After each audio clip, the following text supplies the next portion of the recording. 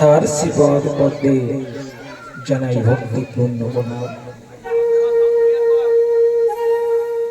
প্রণাম জানাই জগৎ লক্ষ্মী শান্তি মায়ের চরণে।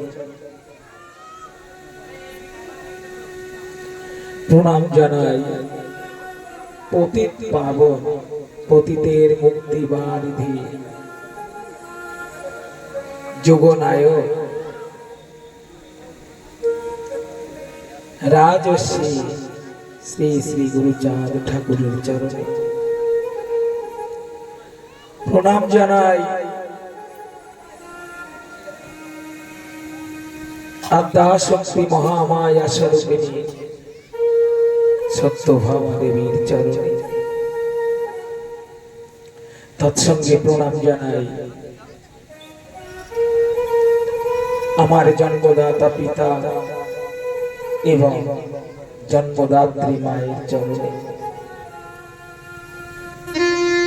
যাদের করুণায় মানব আকারে এই ভূমণ্ডলে এসে এমন অগণিত ভক্ত সঙ্গ করতে পারছি, আমার জীবনের পরম পাওয়া।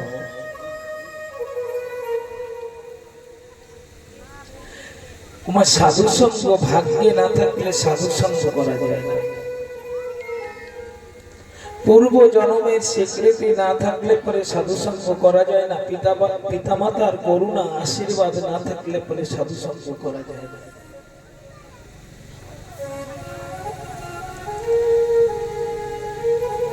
একটি সন্তান এই জগৎ সংসারে মা যখন 10 মাস 10 দিন গর্ভে ধারণ করে তারপরে এই জগৎ পৃষ্ঠের পরে ভূমিষ্ঠ করায়,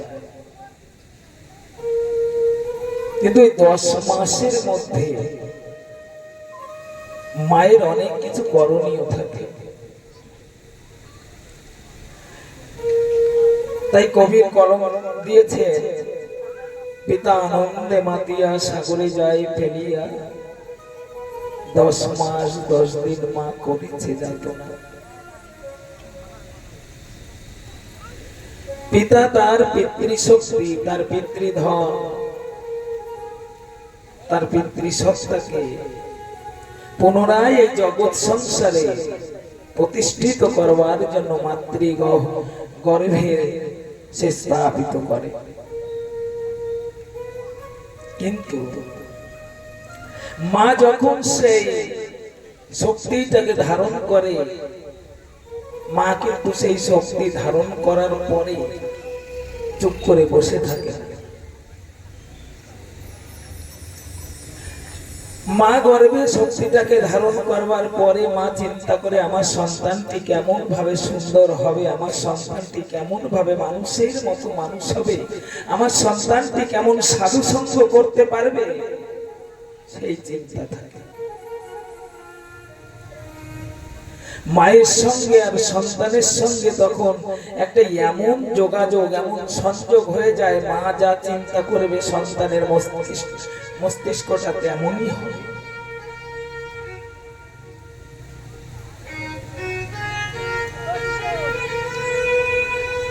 মা যদি ভালো কথা, ভালো ঠাকুর সেবা করে, ভক্ত সঙ্গ করে, তবে সন্তানটিও তেমন ভাবে এই ধরা পৃষ্ঠের পরে জন্মগ্রহণ করে। আমরা তো অনেক শুনেছি, আমাদের পূর্বপুরুষ যারা ঠাকুমা ঠাকুর দাদা ছিলেন, যদি কোনো গর্ভবতী মাকে দেখতেন বলতেন, খারাপ জিনিস দেখবে না, খারাপ কথা বলবে না, খারাপ কথা শুনবে না। কেন বলতেন?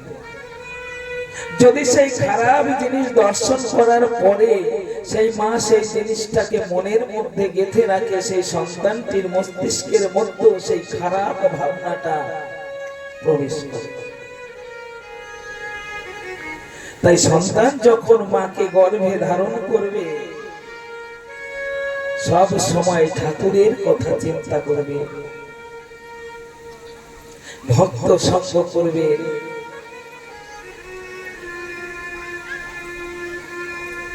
এর একটি উদাহরণ আমরা পাই কোথায়? রামায়ণের মধ্যে। আমরা সবাই বলি পুরুষোত্তম রাম, রাম ভগবান, বিষ্ণুর অবতার, বিষ্ণু চতুরাংশে বিভাজিত হয়ে অযোধ্যার বুকে জন্মগ্রহণ করেছিল, তাই না মা? কিন্তু রাম তো ভগবান। তবে সেই রাম যখন সীতাকে লঙ্কা থেকে উদ্ধার করে অযোধ্যার বুকে ফিরিয়ে আনে, মা তখন কিছুদিন পরে পঞ্চম মাসের গর্ভবতী যখন হয়, রাম তখন কেন সেই জানকীকে লক্ষণের দ্বারায় সেই মুনির বনবাসে, মুনির আশ্রমে কেন রেখে আসেন? পুনরায় কেন রাম মুনিকে সীতা মাকে বনবাসে পাঠিয়ে দেন? আমরা জানি দুর্মুখ ধোপার কথায়, এই পরিবেশের কথায়, এই লোকের কথায় রাম মা জানকীকে পুনরায় বনবাসে পাঠায়। কিন্তু না, এর মধ্যে বিশেষ একটা তাৎপর্য আছে, বিশেষ একটা কারণ আছে। রাম কি জানতো না আমার সহধর্মিনী সীতা সে সতী সাধ্বী স্ত্রী, সে লক্ষ্মীর অংশে জন্মগ্রহণ করেছে, সে কখনো দুষ্কৃতি কর্ম করতে পারে না। আমার পুরুষোত্তম রাম জানতেন, তবুও কেন তাকে বনবাসী যেতে হয়েছে?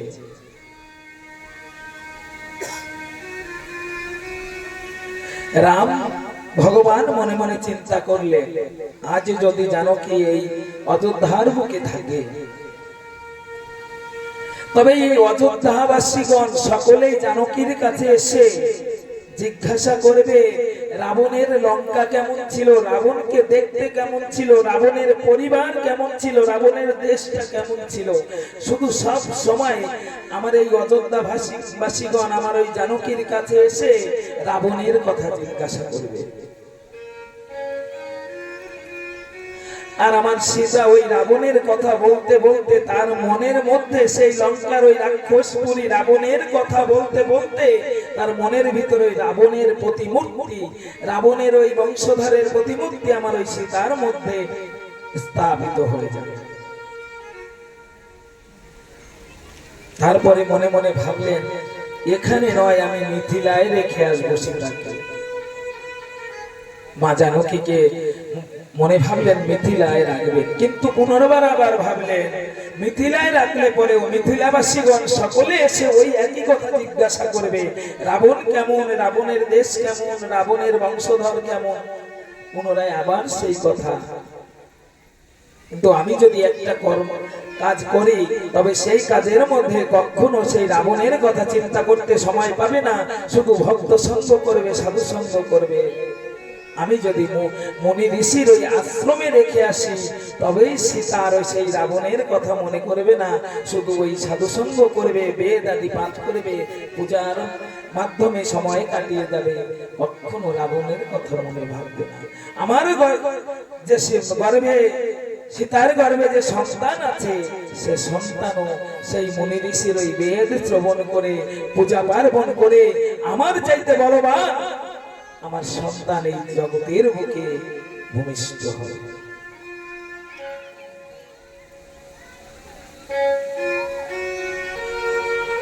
এটাই হচ্ছে মায়ের কর্ম।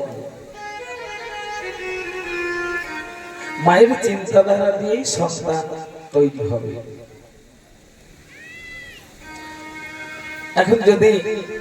এখন তো যুগ এসেছে মোবাইলের যুগ, তাই না? সন্তান গর্ভে ধারণ করে যদি মোবাইলের মধ্যেও ভালো কথা আছে, সাধুসঙ্গ কথা অবিরত মোবাইলের মধ্যে পাওয়া যায়, কিন্তু আলোর পিছনে তো অন্ধকার থাকে। যেমন ভালোটাও আছে তেমন মন্দটাও আছে। আমরা অনাহত বলেন যে ভালোর দিকে তো আমরা নজর দিতে পারি না, সবসময় মন্দের দিকেই নজর চলে যায়। তাই এই জগৎ সংসারে যদি আবারও কোনো সাধু মহাপুরুষকে আনতে হয়, তবে সে দায়িত্ব, সে অধিকার, সে মর্যাদা একমাত্র আমার এই মায়েদের মধ্যে আছে। সেই মর্যাদা দিতে আমার হরিচাঁদ এই জগৎ সংসারে এসেছিলেন, যে নারীর কতটুকু ক্ষমতা তাই দেখাতে আমার পূর্ণ ব্রহ্ম শ্রী শ্রী হরিচাঁদ ঠাকুরের জগৎ সংসারে এসেছিলেন। আমরা যত পুরাণ পড়ি না কেন সেখানে আমরা দেখতে পাই সংসার অসার, সংসারের মধ্যে কিছু নেই, সাধু সঙ্গ করতে হবে, সন্ন্যাস ধর্ম গ্রহণ করে সেই গিরি গহ্বরে গিয়ে সেই ভগবানের ধ্যান করতে হবে। গৌরাঙ্গ মহাপ্রভু বললেন না,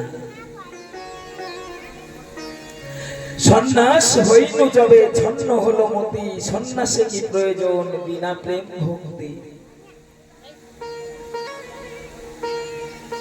সন্ন্যাসে প্রয়োজন নেই যদি ঘরের মধ্যে বসে সংসারের কর্তব্য পালন করে যদি সেই হরিকে ভজনা করা যায়, তবে হরি সেই সংসারের মধ্যে সেই দেখা দেবে।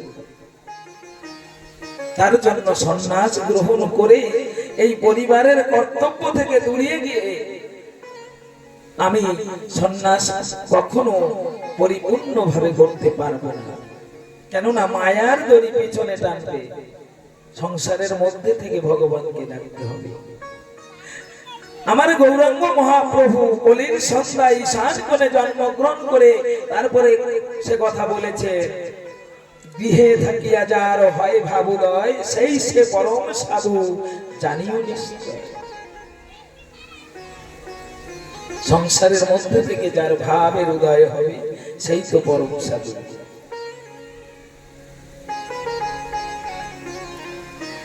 আবারও বললেন, সদা সত্য কথা কবে হাতে কাজ মুখে নাম, সদা সত্য কথা কবে পরপতি পরশতী কবুনা স্পর্শী রে, তুমি না ডাকো হরি তোমাকে ডাকবে। কর্ম করতে হবে, সন্তানকে শিক্ষা দান করতে হবে, পিতামাতার সেবা করতে হবে। যে মানুষটিকে কোথায় ছিল কোনোদিন দেখিনি, কিন্তু তার পিতামাতাকে ছেড়ে যখন সে আমার হাত ধরে আমার সংসারে এসেছে, একজন আমার পরিবারের একজন হয়ে গেছে, তার প্রতিও কর্তব্য আছে, তার প্রতিও কর্তব্য করতে হবে। কর্তব্য থেকে বঞ্চিত হয়ে ভগবানকে ডাকলে সে ভগবান কখনো সন্তুষ্ট হবে। হরি আবার বলেছে, পিতামাতা গাছের গোড়া, হরি গাছের ফল, গাছের গোড়া রেখে কেন আগায় ঢালিস জল। পিতামাতাকে ভক্তি করতে হবে। পিতামাতা ঘরের কোণে বসে কান্না করবে দুবেলা দুমুঠো খাবারের জন্য, আমি যদি হাজারো টাকা দক্ষিণা দিয়ে আমি যদি প্রতিমূর্তি তৈরি করে সেই ভগবানের পূজা করি, সে ভগবান কি পূজা নেবে মা? কখনো পূজা নেবে। জীবন্ত ভগবান যদি চোখের জল ফেলে মাটির প্রতিমা, কখনো সে প্রসাদ গ্রহণ করবে।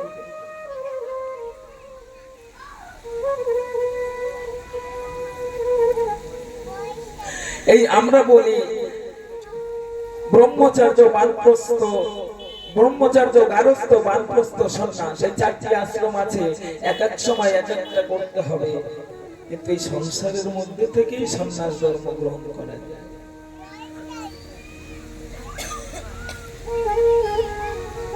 সংসারের মধ্যে থেকেই বানপ্রস্থ করা যায়, সংসারের মধ্যে থেকেই গারস্থ করতে হবে, সংসারের মধ্যে থেকেই ব্রহ্মচর্য পালন করতে হবে। এটা এসে আমার হরিচাঁদ দেখিয়ে দিয়ে গেলেন।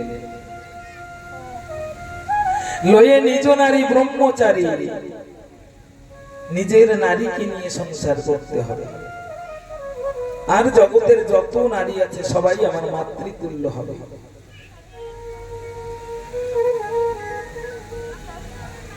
আমরা জানি বিয়ে না করলে সে ব্রহ্মচারী হয়, তাই না? কিন্তু না, যে জীবনে বিবাহ করবে না তাকে চিরকুমার বলে আখ্যা দেওয়া হয়, ব্রহ্মচারী না। ব্রহ্মকে যে অর্জন করতে না পারে তাকে ব্রহ্মচারী বলা হয় না, চিরকুমার বলে তাকে। যে বিবাহ না করে সে চিরকুমার, বিবাহ করার পরেও ব্রহ্মচারী থাকে।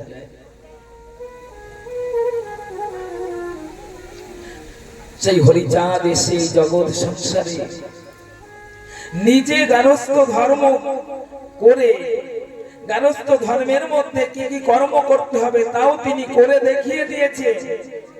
এমনি ভাবে গারস্থ ধর্ম করলে পরে তোমার ভগবানকে ডাকতে হবে না, ভগবান তোমার কাছে চলে আসবে।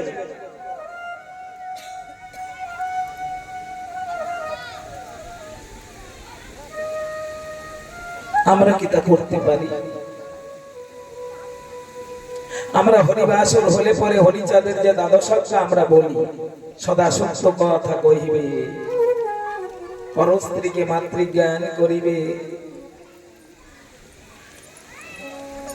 কারো ধর্ম নিন্দা করিও না, বাহু অঙ্গ সাধু সাজ ত্যাগ করো, শ্রী হরি মন্দির প্রতিষ্ঠা করো। কিন্তু বাবা, ওই দ্বাদশ আজ্ঞার মধ্যে একটিও পালন করবার দরকার নেই, শুধু একটি পালন করলে দ্বাদশটি আজ্ঞা পালন করা হবে। সে কথাটা কি জানো? সদা সত্য কথা কহিবে। এই সে মুখ দিয়ে যেন কখনো মিথ্যা কথা না বের হয়। সত্য কথা বলতে গেলেই আমার কারো ধর্মকে আমি নিন্দা করতে পারবো না। সত্যবাদী যখন হব, কারুর ধর্মকে নিন্দা করতে পারবো না। সত্যবাদী হলে পিতা মাতাকে ভক্তি করতেই হবে, কেননা পিতা মাতাকে তো কোনো কথা বলতে পারবে না।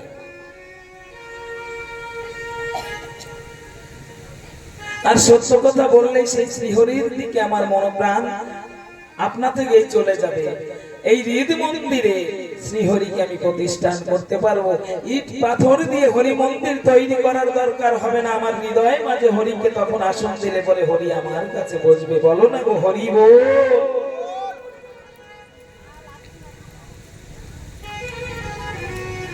আমার হরিচাঁদের যে সূক্ষ্ম সূক্ষ্ম কথা, তার যে বাণী, আমরা যদি তার বাণী মেনে চলি, তাহলেই আমি একজন প্রকৃত গার্হস্থ্য ধর্ম বা ধর্মী হব।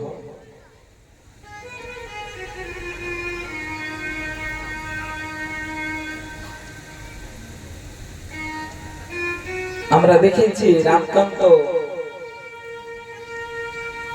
সে বাসুকে পূজা করতে করতে কখনো কারো কাছে মারও খেয়েছে, কখনো অনিদ্রায় থেকেছে,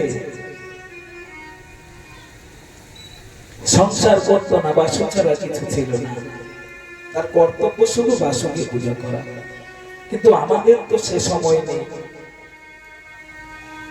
সারাদিন অর্থ আমরা কোথায় পাবো, সেই অর্থের পেছনে দৌড়াই। সকাল হতে না হতে মনের মধ্যে কোথায় গিয়ে অর্থ পাবো, কোথায় গেলে সংসার পোষণ করবো, সেই চিন্তা ভাবনা করে সকালে আমরা কর্মে বেরিয়ে যাই। দুপুর বেলা এলে পরে একটু স্নান আদি করবার পরে বড় ক্ষুধার জ্বালায়, এই পোড়া পেটের জ্বালায় ওই রন্ধনশালায় গিয়ে সহধর্মিনীকে বলে ডেকে বলি, ওগো কিছু খেতে দাও, এক্ষুনি বড় ক্ষুধা পেয়েছে। কিছু অন্ন মুখে দেওয়ার সঙ্গে সঙ্গে শরীরটা যেন অবশ হয়ে যায়। কোথায় বিছানা, সেইটা খুঁজতে দেবো। বিছানায় গিয়ে শয়ন করবার পরে পুনরায় আবার সেই কর্মের সময় আগত হয়ে যায়। আবার কর্মে চলে গেলে পরে সন্ধ্যার সময় আসলে ক্লান্ত শরীর নিয়ে যখন ওই বিছানার পরে গিয়ে বিশ্রাম নিতে গিয়ে কখন যেন নিদ্রা দেবী নয়নের পরে এসে উপবেশন করে। হরিকে কখন ডাকবো সে সময় তো পাই না।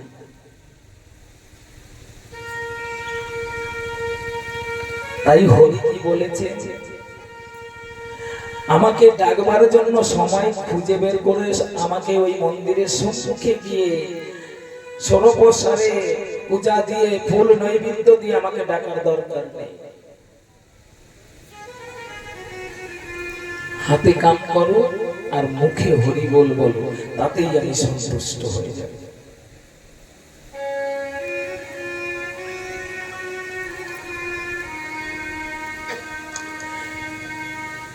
এই হরি বলের মধ্যে এত শক্তি। আমরা সবাই জানি গৌরাঙ্গ মহাপ্রভু 16 নাম 32 অক্ষর আমাদের মধ্যে দিয়েছে। কিন্তু 16 নাম 32 অক্ষর দেবার পরে হরিচাঁদ পুনরায় এসে গৌরাঙ্গ মহাপ্রভু সেই 16 নাম 32 অক্ষর বাদ দিয়ে কেন আমাদেরকে এই 2 অক্ষরে হরি নাম আমাদের শিখালেন।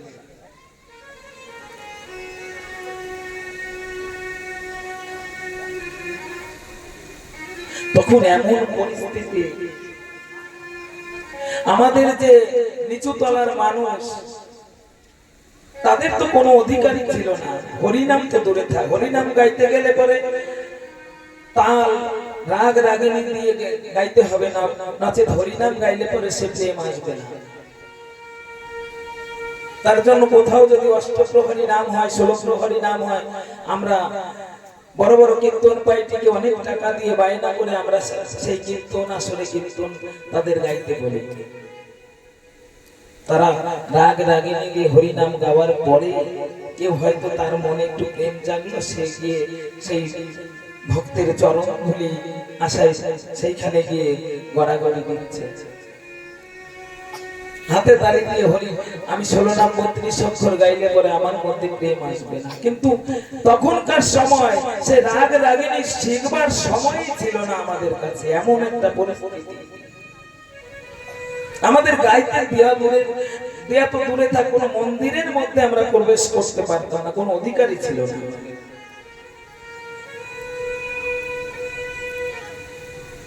আর 16 নাম 32 অক্ষর গাইতে গেলে পরে শিক্ষার প্রয়োজন।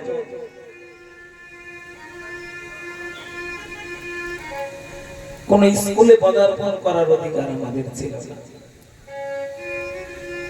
শিক্ষা তো দূরে থাকে, স্কুলের বারান্দায় গেলে পরে দূর দূর করে তাড়িয়ে দিত, হয়তো সেখানে গঙ্গা জল ছিটিয়ে সেখানে পবিত্র করা হতো। এত বড় অচ্ছুত আমরা ছিলাম।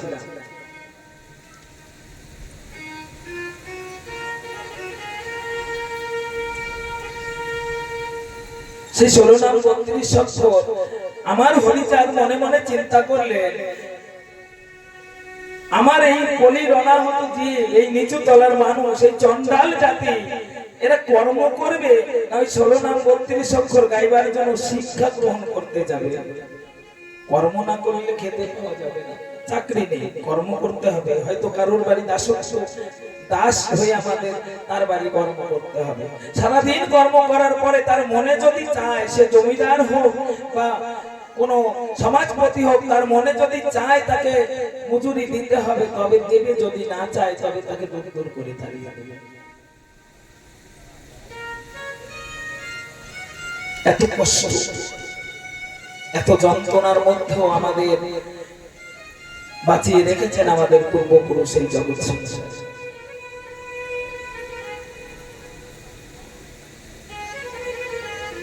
এত যন্ত্রণা দেখে সেই গোলক বিহারী হরি আর সইতে পারলেন না যে এ কেমন, আমি যে সৃষ্টি করেছি ভুবন, সেই ভুবনের মধ্যে মানুষের মধ্যে এত ভেদাভেদ, আমি তো এ চাই না কখনো। এই ভেদাভেদ কি মানুষ করেছে? মানুষই করেছে। এই ভেদাভেদ কি ভগবান করেছে? এই ভেদাভেদ ভগবান করেনি, এই ভেদাভেদ মানুষের সৃষ্টি করেছে, সমাজপতিগণ সৃষ্টি করেছে।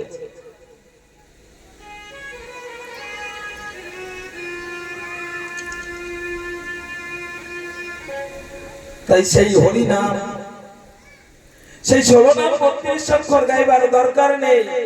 16 নাম 32 অক্ষর গাইতে গেলে পরে শিক্ষার দরকার। এরা শিক্ষার সময় পাবে না, এরা শিখবার সময় পাবে না, এদের কাছে তত যন্ত্রপাতিও থাকবে না।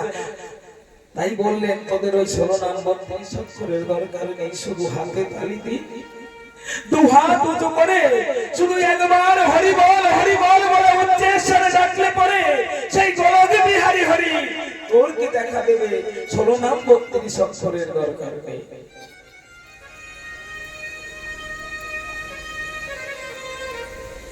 তাই তো আমরা হরি বল বলে কত ভক্ত হরি বল বলতে বলতে ধুলায় গড়াগড়ি দিচ্ছে, তার মনেও নেই যে আর ডঙ্কার শব্দ হচ্ছে না, কি কাশির শব্দ হচ্ছে না, তার মনে সেই আরবের দেশে থেকে সে হরি বল বলে যেন সেই হরিচাঁদের সঙ্গে মিলিত হয়ে সে হাস্য রসে হরিচাঁদের সঙ্গে কথোপকথন করছে।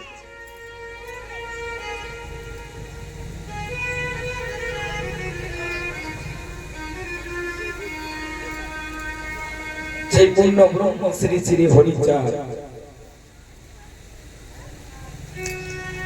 কলির সন্ধ্যায় এই অনাহত কলির জীবের জন্য, নিষ্পেষিত লাঞ্ছিত বঞ্চিত মানুষের জন্য বড় দয়া করে সফলা নগরে যশোমন্ত ঠাকুরের ঘরে অন্নপূর্ণার গর্ভে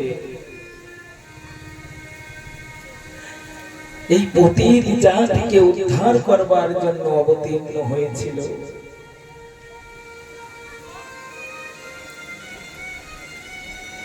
তাই আজ আমরা তার সেই জন্ম লীলা মাধুর্য আস্বাদন করব।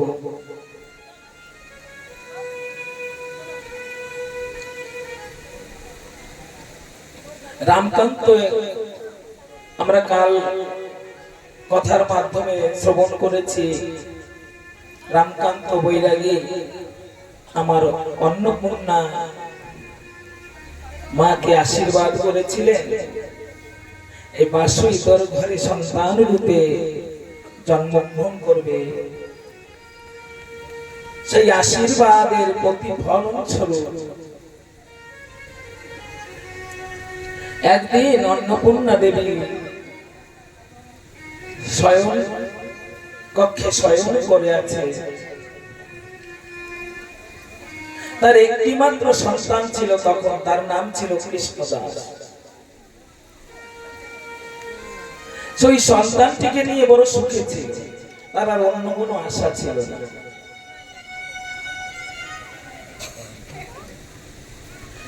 সেই সন্তানটিকে নিয়ে সে সুখে ছিল। একদিন সে শয়ন অবস্থায় কখন যেন সে নিদ্রার ঘরে চলে যায়, তখন স্বপ্ন দেখতে পায় শত শত সূর্য সম রশ্মি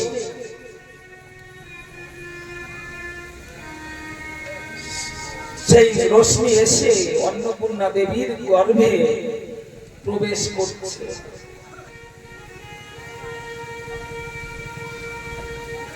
যখন প্রবেশ করছে অন্নপূর্ণা দেবী চমকে উঠে আমার যশোমন্ত ঠাকুরের কাছে বললেন, আমি একটি স্বপ্ন দেখেছি, শত শত সূর্য সম রশ্মি এসে আমার এই গর্ভের মধ্যে প্রবেশ করছে।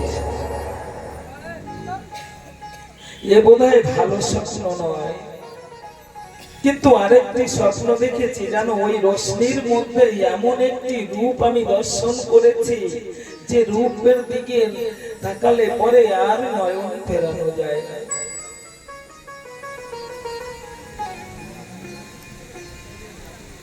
বলো না গো, এ বোধহয় কোনো অশুভ সংকেত হতে পারে। যশোমন্ত ঠাকুর বলছে, না গো, যদি কোনো অশুভ সংকেত হতো তাহলে তুমি ওই ভুবন মোহন রূপ দেখতে পেতে না। ওর মধ্যে যে ভুবন মোহন রূপ, সে রূপ কখনো অশুভ সংকেত হতে পারে না। আমার বোধ হয় এটা একটা শুভ সংকেত।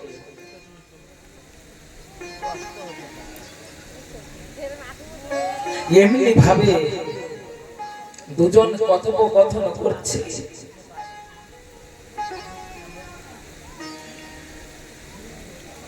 তখন অন্নপূর্ণা দেবী বলছে, এত ভোরের স্বপ্ন এত মিথ্যা হতে পারে না। তবে আমি যদি কোনো সতী সাধ্বী আমি তোমার চরণে যদি কোনোদিন ভক্তি ভাবে তোমার চরণে পুষ্পাঞ্জলি দিই, তাহলে আমি হয়তো সেই অনাদিরাদি গোবিন্দকে আমার পুত্র রূপে পাব।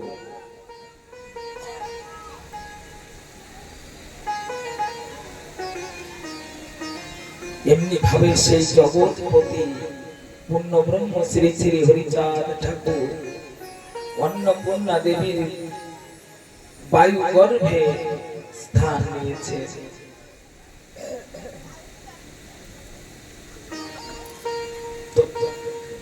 ধীরে ধীরে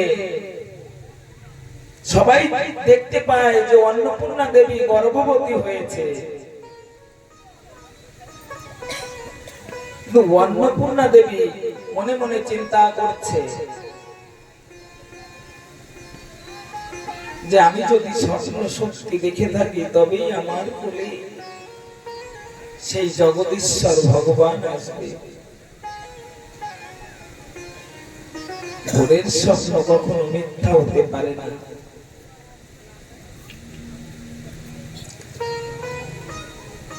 এই জগতের নিয়মে ওই বায়ু গর্ভে 10 মাস 10 দিন পরে যখন প্রসব বেদনা হলো, ধাত্রীগণ সবাইকে ডাকলেন সেই সূতিকাগারে। গেলে পরে ধাত্রীগণ আর কিছু দেখতে পেলেন না মা, কেননা সেই গর্ভ তো শুধু এই জগৎকে দেখানোর জন্য। বায়ু গর্ভ, সেই গর্ভস্থলে তো শুধু বায়ু ছিল, কেননা একটি মাধ্যম না নিয়ে ভগবান তো জগতের পরে আসতে পারে না। একটি মাকে মাধ্যম করতে হবে। আমরা যত যত অবতার শুনেছি এই জগৎ সংসারে এসেছে, পুরাণের পাতায় দেখেছি সবাই মাকে মাধ্যম করে এই জগৎ সংসারে এসেছে।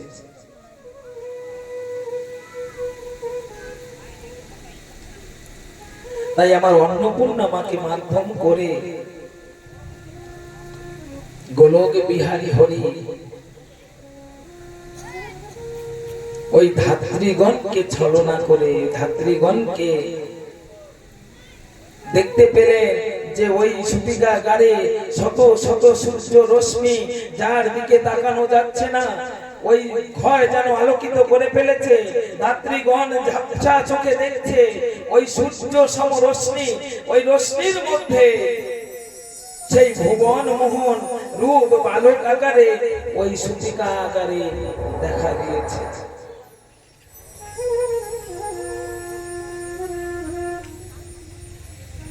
সেদিন এমন একটা শুভ দিন, আমরা যাকে ঠাকুরের জন্মদিন বা আবির্ভাব তিথি বলে এখনো আমরা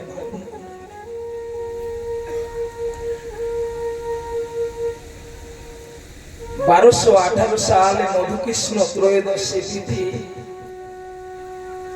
বুধবার দিনে ব্রহ্ম মুহূর্তে আমার পূর্ণ ব্রহ্ম শ্রী শ্রী হরিচাঁদ ঠাকুর এই জগৎ সংসারে আবির্ভূত হয়েছে। বলো জয় জয় পূর্ণ ব্রহ্ম শ্রী শ্রী হরিচাঁদ ঠাকুর প্রীতি প্রেমানন্দে হরি হরি।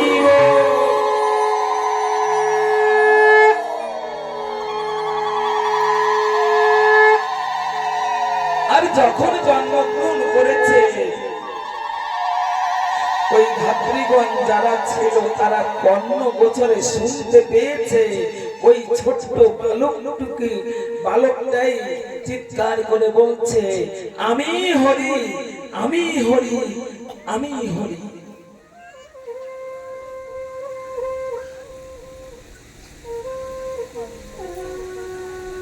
কেন সে হরি? হরি যে হরণ করে, কি মা কি হরণ করে? আমাদের দুঃখ, আমাদের বেদনা, আমাদের জ্বালা, তাকেই তো হরি বলি। যুগ যুগ ধরে যে বেদনা, যে যন্ত্রণা নিয়ে এই জগৎ সংসারে আমরা চলে এসেছি, সে যন্ত্রণা, সে বেদনাকে দূর করবার জন্য সেই হরিচাঁদ রূপে এই জগৎ সংসারে আবির্ভূত হয়েছে।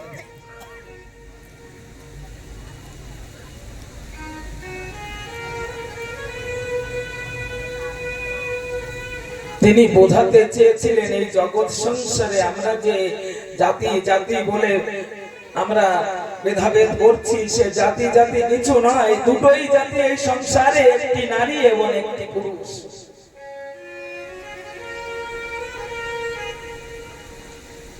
আর যে জাতি জাতি আমরা বলি সেই জাতি সবই মানুষের তৈরি করেছে।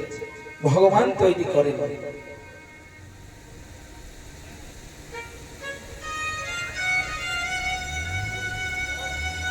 তাই তো ভগবান শ্রীকৃষ্ণ বলেছে চতুর্বর্ণ মায়া চিষ্টং গুণ কর্ম বিবর্জিতং। চতুর্থ বর্ণ, এই চারটি বর্ণ হয়েছে কিন্তু তাদের গুণ এবং কর্ম দ্বারা তাকে বিভাজিত করা হয়েছে।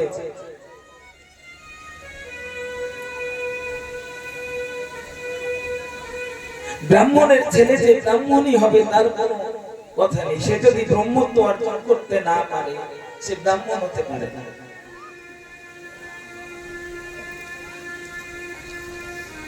আরেকটা কথা আমরা বলে আসি সব সময়, আমার পূর্বপুরুষ করেছে তাই আমরা করি, কিন্তু পূর্বপুরুষ তো অনেক কাজ করেছে, আমরা তো সেগুলো বাদ দিয়ে দিচ্ছি, সেগুলো তো করি না।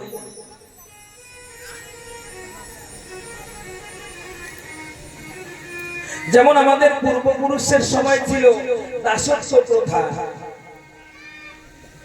আমরা কখনো চাকরি করতে পারবো না, আমরা কোনো বিদ্যা অর্জন করতে পারবো না, আমরা অন্যের বাড়িতে দাস হয়ে থাকবো। কিসের থাকতে হবে আমাদের? সে প্রথা তো নেই। আমাদের ঘরের সন্তান তো এখন বড় বড় চাকরি করছে। আমাদের পূর্বপুরুষের সময় ছিল সতীদাহ প্রথা। যদি কোনো মায়ের স্বামী মারা যেত, সেই মাকে জানতো সেই সীতার মধ্যে ঠেলে পড়িয়ে মারা হতো। আমরা কি এখন করি মা? করি না। হরিচাঁদ এই জগৎ সংসারে তাই বোঝাতে এসেছিলেন,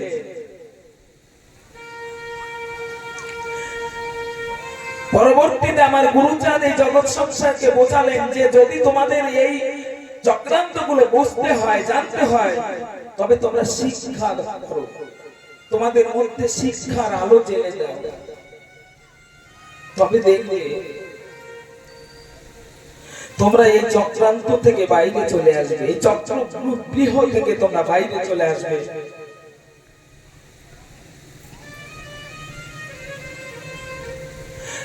একদিন মীর সাহেব এবং গুরুচাঁদ একই কক্ষের মধ্যে রয়েছে। মীর সাহেব ঘুমিয়ে পড়েছে, গুরুচাঁদ একটি কেদারার উপরে বসে আছে, আর কি যেন কি ভাবছে, আর চোখের জলে ভেসে যাচ্ছে।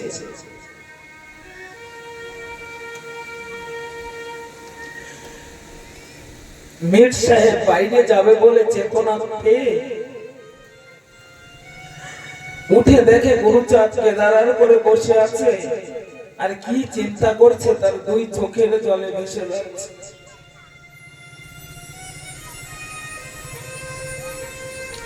মীর সাহেব বলেন, ও গুরুচাঁদ, এই জগৎ সংসার ঘুমিয়ে পড়েছে, কিন্তু তুমি এখনো জেগে জেগে এখানে কি ভাবছো, আর তুমি এই এমনি ভাবে চোখের জল ঝরিয়ে কান্না করছো কেন? বলছে, মেয়ে, তুমি আমার সঙ্গে একটু বাইরে এসো। বারান্দার কাছে গিয়ে দাঁড়িয়ে বলছে, দেখো পূর্ব দিকে চেয়ে দেখো না মেয়ে, ওই পূর্ব দিকে কোনো আলোর সন্ধান পাও কিনা? বলছে, না, এত রাতে আলো থাকবে কেমন করে, সবাই ঘুমিয়ে পড়েছে, অন্ধকারে পরিপূর্ণ হয়ে গেছে। বলছে, তুমি তাহলে পশ্চিম দিকে চেয়ে দেখো কোনো আলোর সন্ধান পাও কিনা? বলছে, না, পশ্চিমেও কোনো আলো নেই। এমনি ভাবে চতুর্দিক দর্শন করালেন, কিন্তু কোথাও একটু আলোর লেশ মাত্র পেলেন না। তখন গুরুচাঁদ চোখের জল ছেড়ে দিয়ে বলছে, ও মেয়ে, তুমি জানো আমার বাবা যে জাতিকে আমার হাতে ছেড়ে দিয়ে গেছে আর বলেছে এই মরা জাতিকে তোর হাতে তুলে দিয়ে গেলাম, তুই এদের উদ্ধারের ব্যবস্থা করিস। কবে এদের ঘরে শুধু আলো জ্বলছে না, এদের ঘরে অশিক্ষার অন্ধকারে পরিপূর্ণ হয়ে গেছে। তবে যেদিন আমি এদের ঘরে শিক্ষার আলো জ্বালাতে পারবো, সেদিন আমি নিশ্চিন্তে ঘুমাবো। সেদিন আমি নিশ্চিন্তে ঘুমাবো।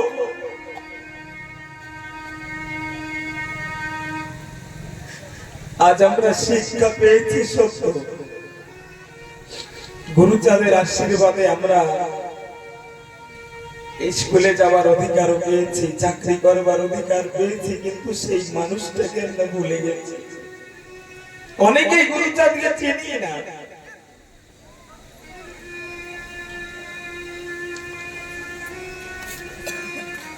কিন্তু সেই জগতে সত্যকে প্রকাশ করতে এসেছিলেন।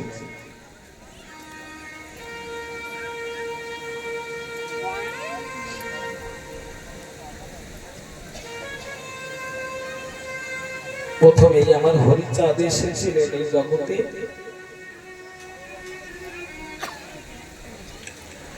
হরিচাঁদ এসে দেখলেন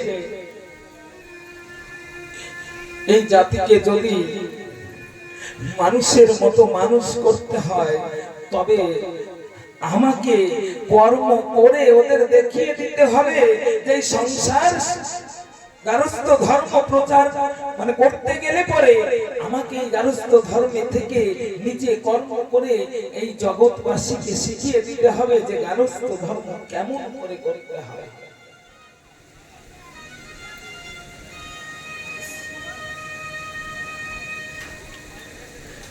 সেই পুণ্যতিথি যে জন্মগ্রহণ করে যারা যারা সেখানে ছিলেন সবাই তো আনন্দিত হলেন। দৌড়ে গিয়ে যশোমন্ত ঠাকুরকে বললেন, তোমার ঘরে সত্যিকারে সেই জগৎপতি এসে জন্মগ্রহণ করেছে, আমরা নিজ কর্ণে শ্রবণ করেছি। সে মুখে বলেছে আমি হরি, আমি হরি, আমি হরি। জগৎ পিতা হরিচাঁদ প্রীতি প্রমানন্দে হরি হরি বল, হরি হরি বল।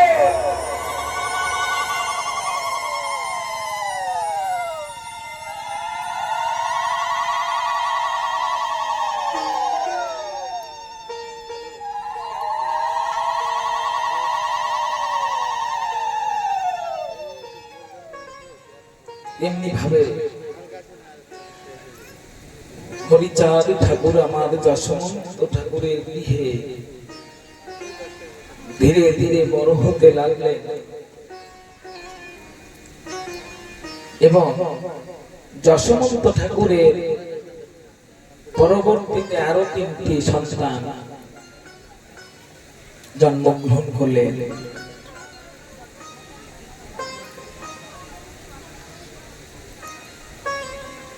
তাই পঞ্চ ভাই, জ্যেষ্ঠ ভ্রাতা কৃষ্ণ দাস, তারপরে আমার হরিচাঁদ, তারপরে বৈষ্ণব দাস, গৌরী দাস, স্বরূপ দাস, এই 5 ভাই আমার যশোমন্ত ঠাকুরের গৃহে। তারা সেই 5 ভাই বাল্য লীলা করে সেই যশোমন্ত ঠাকুরের ঘরে।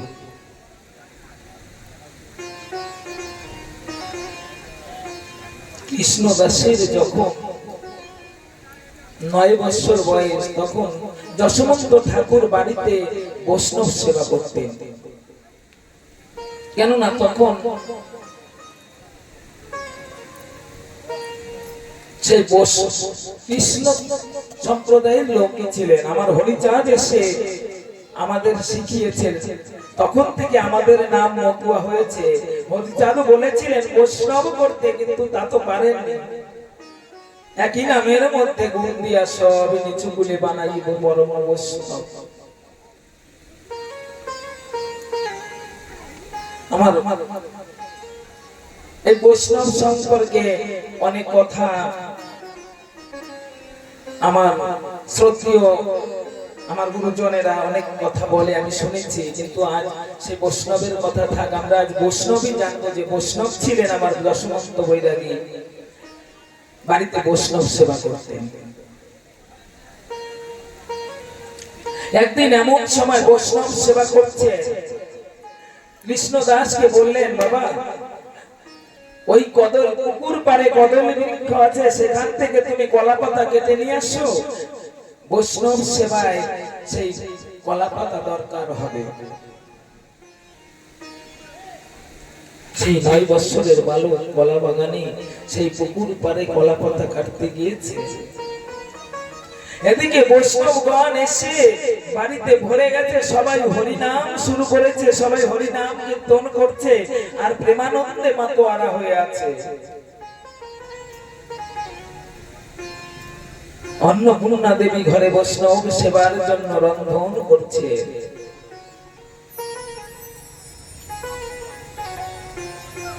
কিন্তু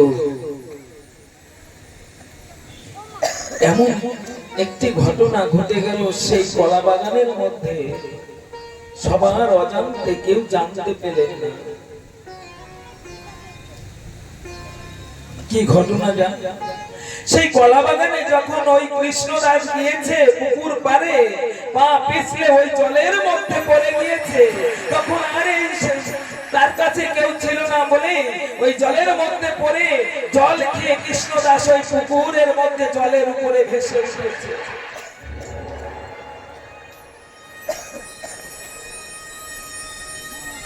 যশোমন্ত ঠাকুর হরিনাম করছে আর মনে মনে ভাবছে, কৃষ্ণদাসকে আমি কলা পাতা আনতে পাঠিয়েছি, কিন্তু কৃষ্ণদাস তো এখনো ফিরে এলো না।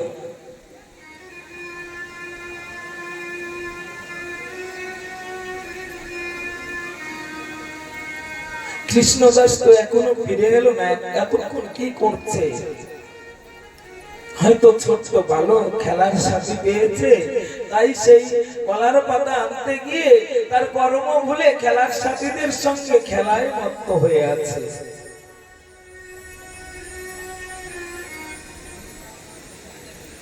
আমার যশোমন্ত ঠাকুর ধীরে ধীরে সেই পুকুর পাড়ে গিয়ে দেখতে পায় তার জ্যেষ্ঠ পুত্র কৃষ্ণ দাস আর এই জগৎ সংসারে নাই।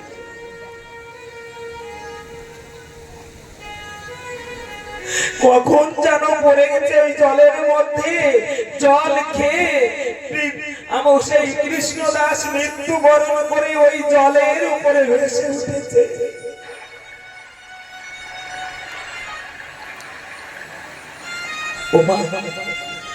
যদি কোন পিতা পুত্রের মৃতদেহ দেখে, সে পিতা কি আর সহ্য করে থাকতে পারে?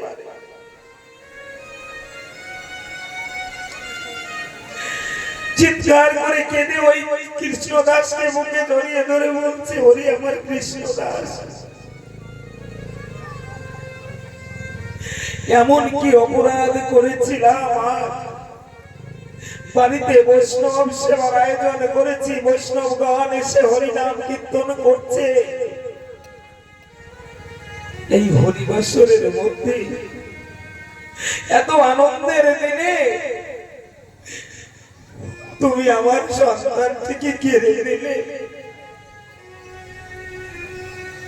আমি যে বড় পাপী, তাই আমার সন্তানকে আজ তুমি কেড়ে নিয়েছো এমন সুখের দিনে।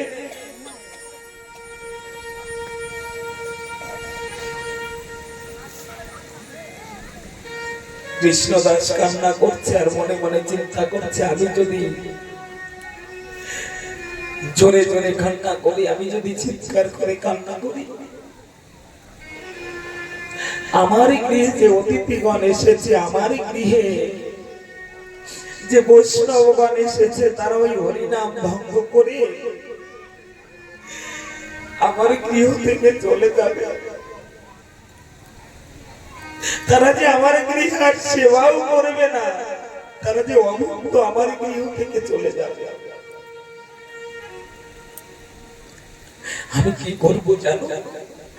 পুত্র তো আমারও মরেছে, দুঃখ তো আমারও হবার কথা, তবে আমি কেন এই বৈষ্ণবগণদের দুঃখ দিয়ে আমার বাড়ি থেকে হরিনাম থেকে বঞ্চিত করে দাঁড়িয়ে দেব? আমার একার দুঃখ আমি সকলকে ভাগ করে দিতে চাই।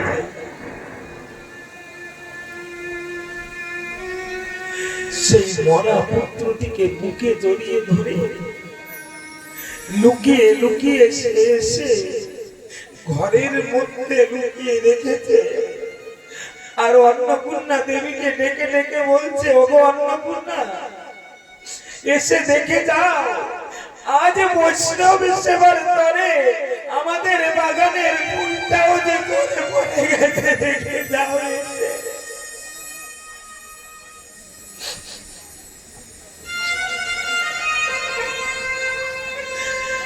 অন্নপূর্ণা দেবী কাঙালিনীর মতো ছুটে এসে দেখতে পায় তার প্রাণের কৃষ্ণদাস হারিয়ে জগতে নাই।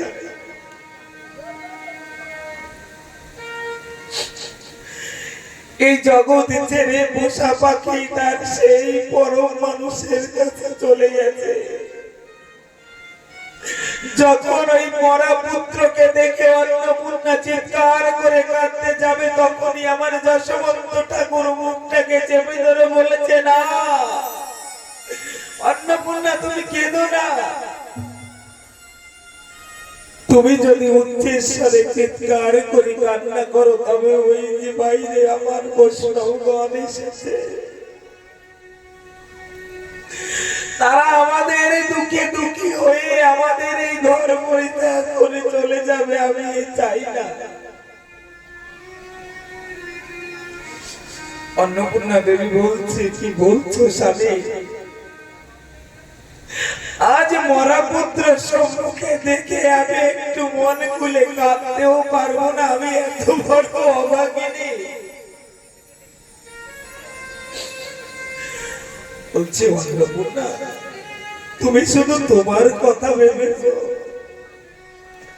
কত কত বৈষ্ণবগণ এসে প্রেমে মাতোয়ারা হয়ে দেখো দু হাত তুলে কৃষ্ণ নাম করছে, হরি নাম করছে। আজ যদি তারা জানতে পারে আমার জ্যেষ্ঠ পুত্র ওই জলে পড়ে মারা গিয়েছে, তারা আর হরিনাম করবে না। তারা হরিনাম না করে আমার বাড়ির সেবাও করবে না। তারা চলে যাবে, আমার বাড়ি যে বৈষ্ণব সেবা হবে না, আমার বাড়ি যে কৃষ্ণ সেবা হবে না। তাই বলছি, একটি মাত্র পুত্র তো চলে গেছে। তুমি ভাবো না যে আজ যে গোবিন্দ আমাদের বাগানে ফুল দিয়েছিল, এই পুত্র রূপী ফুলটা তুলে আমরা বৈষ্ণব সেবায় অর্পণ করেছি। তাই আজ দুজনে কি করেছি, সেই মরা পুত্রটিকে ঘরের মধ্যে লুকিয়ে রেখে পাষাণে বুক বেঁধে সেই হরিবাসনে গিয়ে দু হাত তুলে হরিনাম করছে। আরে হরি বল, হরি বল বলে যায়, হরি বল, হরি বল।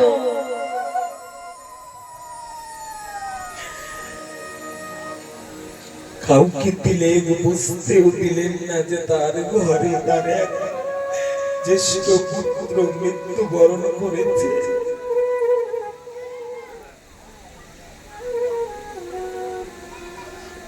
তখন কি করলে? কীর্তন বিশ্রাম রেখে সবাইকে অন্ন ভোজন করালে। সবাই অন্ন ভোজন করলে। মধ্যাহ্ন ভোজন করবার পরে পুনরায় যখন কীর্তন আরম্ভ করেছে,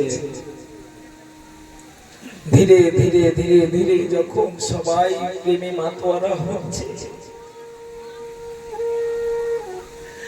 আমার যশোবন্ত ঠাকুর আর দুঃখকে চেপে রাখতে পারলেন না।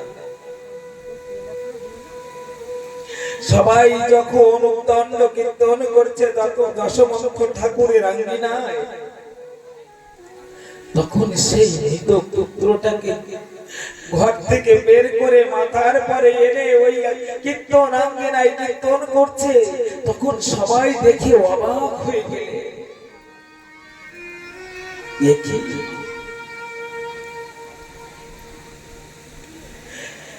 এই মৃত সন্তান তুমি কোথা থেকে এনেছো? তোমার সন্তান প্রতিদিন আমরা যেদিন এই তোমার বাড়িতে বৈষ্ণব সেবা করতে আসি, তোমার সন্তান এসে আমাদের সঙ্গে হরিনাম করে, কিন্তু আজ তো করলে না। কোথায় ছিল এতক্ষণ? তখন যশোমন্ত ঠাকুর হাউ হাউ করে কেঁদে বলছে, ওহে বৈষ্ণবগণ, যদি এ জীবনে কোনো অপরাধ করে থাকি তবে ক্ষমা করে দেবে। আমার পুত্র বৈষ্ণব সেবার জন্য কদলী পত্র আনতে গিয়ে ওই পুকুরের মধ্যে জলের মধ্যে পড়ে জল পান করে আমার জ্যেষ্ঠ পুত্র মারা গিয়েছে।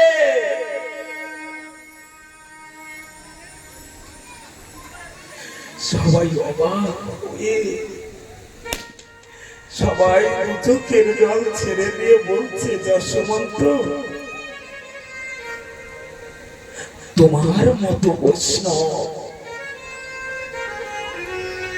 তোমার মতো সেবক এই জগতে আমি একটাও দেখিনি।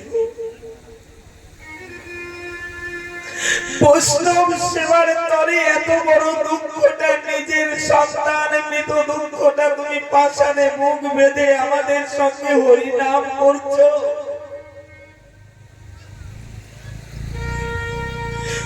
তুমি এত পাষাণ কেমন করে হলে? তুমি না একজন পিতা? তখন যশোমন্ত ঠাকুর বলছে, বৈষ্ণব ঠাকুর, আমি একজন পিতা সত্য,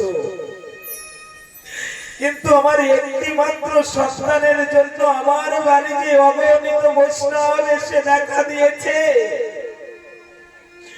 সেই অগণিত বৈষ্ণবের কারণে যদি যায়, আমার একটি পুত্র মারা গেছে, তবে আমার বাড়িতেই হরিনাম হবে না।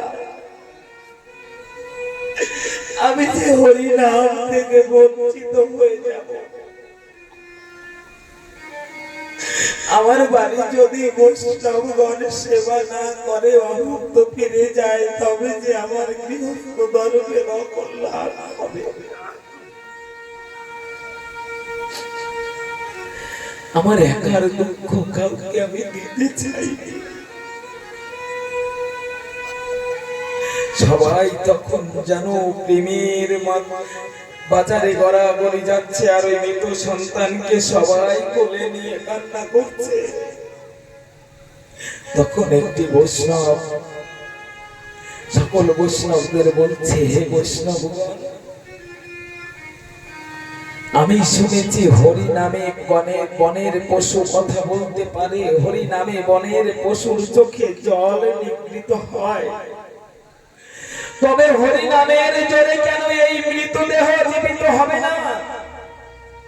এসো আমরা সবাই এই মৃত সন্তানটিকে নিয়ে হরিনাম করি, দেখবো আজ সেই গোলক বিহারী হরি এই যশোমন্তের দুঃখে দুঃখিত হয়ে তার মৃত পুত্রের দেহে জীবন দেয় কিনা।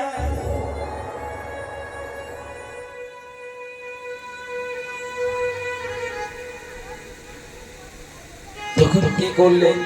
সকল বৈষ্ণবগণ সেই কৃষ্ণদাসের মৃতদেহকে মস্তকে ধারণ করে উচ্চেশ্বরে হরিনাম করছে আর উদ্দণ্ড কীর্তন করছে।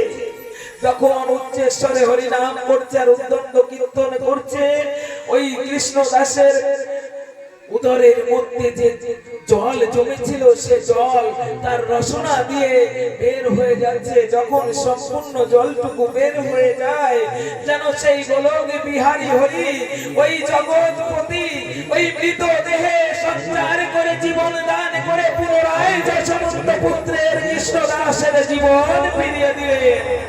হরি বল।